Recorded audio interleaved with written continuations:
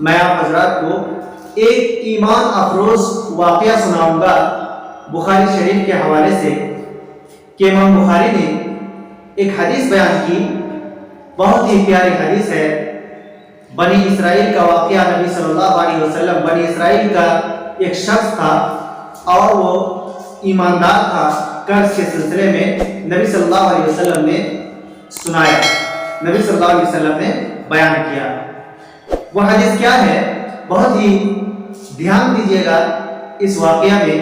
اس واقعہ میں یقیناً عبرت ہے، نصیحت ہے ان لوگوں کے لیے جو قرض تو لیتے ہیں لیکن ادا کرنے کی نیت نہیں رکھتے، قرض تو لیتے ہیں لیکن وقت پر ادا نہیں کرتے، قرض تو لیتے ہیں لیکن جھوٹ بولتے ہیں، قرض تو لینے کو لے لیتے ہیں لیکن وہ ٹال مٹول کرتے ہیں اور وقت پر ادا کرنے کا وہ نہیں سوچتے۔ ایسے لوگوں کے لیے اس حدیث میں عبرت ہے، اس حدیث میں ان کے لیے نصیحت ہے۔ اس کو غور سے سنیے گا۔ امام بخاری رحمہ اللہ نے اپنی کتاب میں اس حدیث کو بیان کیا ہے۔ حضرت ابو ہریرہ رضی اللہ تعالی عنہ راوی حدیث ہیں، وہ بیان فرماتے ہیں کہ نبی صلی اللہ علیہ وسلم نے ذکر کیا انہو ذکر رجلا من بنی اسرائیل، کہ نبی صلی اللہ علیہ وسلم نے بیان فرمایا بنی اسرائیل کے ایک شخص کا ایک واقعہ کہ انہوں نے قرض مانگا۔ سأل بعض بنی اسرائیل الف دینار، کہ سأل بعض بنی اسرائیل ان یسلفہ الف دینار، کہ بعض دوسری بنی اسرائیل شخص سے ایک بنی اسرائیل شخص نے قرض مانگا کہ وہ اس کو 1000 دینار بطور قرض دے دے۔ تو اس شخص نے کہا، جس سے قرض مانگا گیا، اس شخص نے کہا کہ فَأْتِنِي بِالشُّهَدَاءِ، اے شخص، قرض مانگنے والا شخص، تم کیا کرو، اپنی بات پر گواہ لاؤ، یعنی گواہ اس میں حاضر کرو کہ میں نے تم کو 1000 دینار دیا۔ تو اس نے کیا کہا کہ کفا باللہ شہیدا، کہ اللہ رب العالمین گواہ کے اعتبار سے کافی ہے۔ تو پھر اس شخص نے کہا کہ فاتنی کفیلا، اچھا ایسا کرو کہ کوئی ضامن پیش کرو، کوئی جو ضمانت لے تمہارے اس قرض پر۔ تو اس نے پھر کہا کہ کفا باللہ کفیلا، کہ اللہ رب العالمین بطور ضامن کافی ہے۔ تو اس شخص نے کہا، قرض دینے والے نے کہا کہ صدقتا، تو نے سچ کہا۔ اور اسی بات پر پھر اس نے اس مختصر سے بات پر اس نے 1000 دینار اس کو قرض کے طور پر دے دیا۔ پھر اس شخص نے قرض لیا اور وہ سمندری سفر پہ چلے گئے، اور سمندری سفر پہ جا کے اس پر جا کے وہ پھنس گئے۔ اس نے جب اس کی جو ضرورت تھی وہ پوری ہو گئی، اس سفر کی ضرورت پوری ہو گئی، تو وہ شخص پھر سوچنے لگا کہ کیسے میں اس قرض خواہ کے پاس پہنچوں، قرض دینے والے کے پاس پہنچوں، تاکہ میں اس کا دیا ہوا قرض اس کو وقت پر ادا کر دوں۔ اسی سوچ و فکر میں کچھ ایام گزر گئے، یہاں تک کہ وہ وقت قریب ہونے لگا جو وقت مقرر تھا قرض واپس کرنے کا۔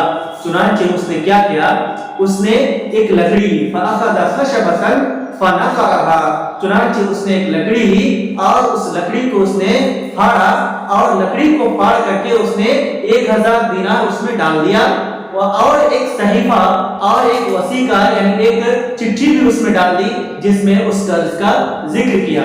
اس کے بعد وہ سمندر اور دریا پہ آئے اور دریا کے کنارے آ کر کے اس نے اللہ رب العالمین سے انہوں نے مخاطب ہو کر کے کہا کہ اللہ، میں نے فلاں شخص سے فلاں دن میں نے فلاں وقت تک کے لیے قرض دیا تھا 1000 دینار، اور اس نے مجھ سے مطالبہ کیا تھا کہ میں اس قرض پر کسی کو گواہ بنا لوں، تو میں نے اس پر کہا تھا کہ کفا باللہ شہیدا، کہ اللہ تعالیٰ گواہ کے اعتبار سے کافی ہے۔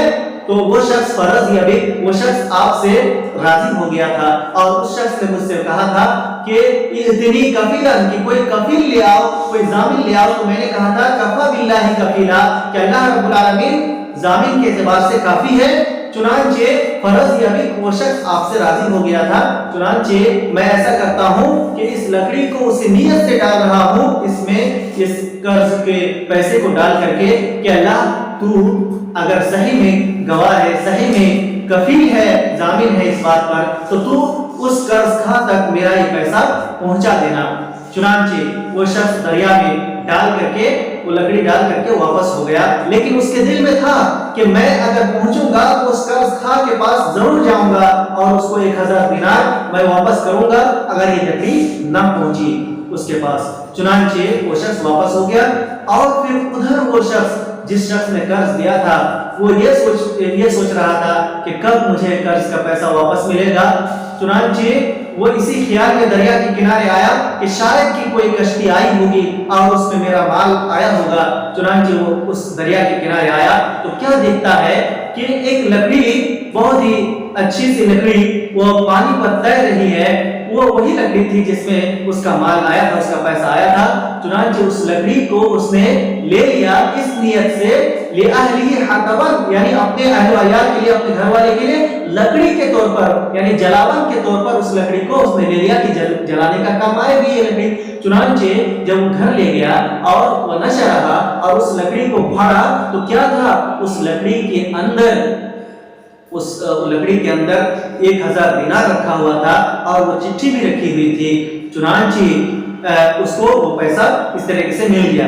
लेकिन जब वो शख्स, कर्ज लेने वाला शख्स, कर्जदार वापस आया, जब उसको सवारी मिली, कश्ती मिली, तो वो शख्स वापस आया और आकर के कर्जखोर से मिला और 1000 दिनार उसको पेश करने लगा। तो उसने कहा कि 1000 दिनार किस चीज का? तो कहा मैंने आपसे कर्ज लिया था, इसलिए मैं आपको वापस करने के लिए आया हूँ। मैं आया हूँ इसलिए कि मैं आपको वो कर्ज वापस कर दूं। और फिर उन्होंने क्या, एक उज्र बयान किया कि मैंने तुमको कर्ज चुकाने के लिए बहुत कोशिश की कि वक्त पर चुका दो और मैंने कश्ती तलाश की, लेकिन और सवारी तलाश की, कोई सवारी और कश्ती नहीं मिली, जिस मजबूरी की बिना पर मैं तुम्हें अदा न कर सका। आज मैं आया हूँ और वो लेकर के आया हूँ। तो उस शख्स ने याद दिलाया और कहा कि क्या तूने हल कुंता बअस्ता इलैया बिशैइन, याद करो क्या तुमने मुझे कोई चीज इससे पहले भेजी थी?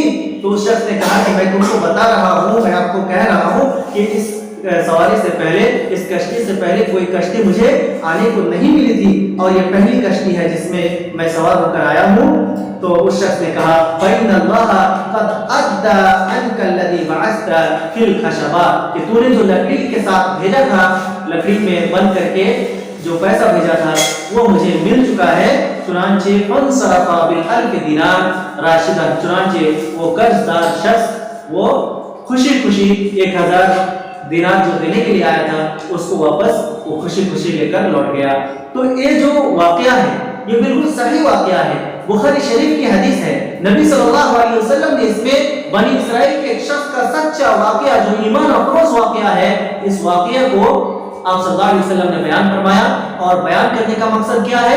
बहुत सारे मकासद हैं, उनमें से एक मकसद, एक इबरत इसमें यह है कि कर्ज जो ले उसको अपने कर्ज का ख्याल रखना चाहिए, वक्त का ख्याल रखना चाहिए और इसमें ईमानदारी का सबूत देना चाहिए ताकि मामला ना बिगड़े।